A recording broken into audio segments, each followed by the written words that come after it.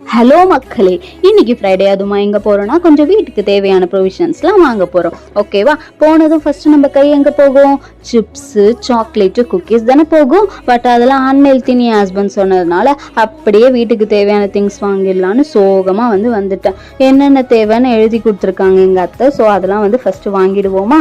துவரம்பருப்பு, உளுத்தம்பருப்பு, கோதுமை மாவு, 4 லிட்டர் ஆயில், வேர்க்கடலை, அப்புறம் 10 kg ரைஸ் பேக்.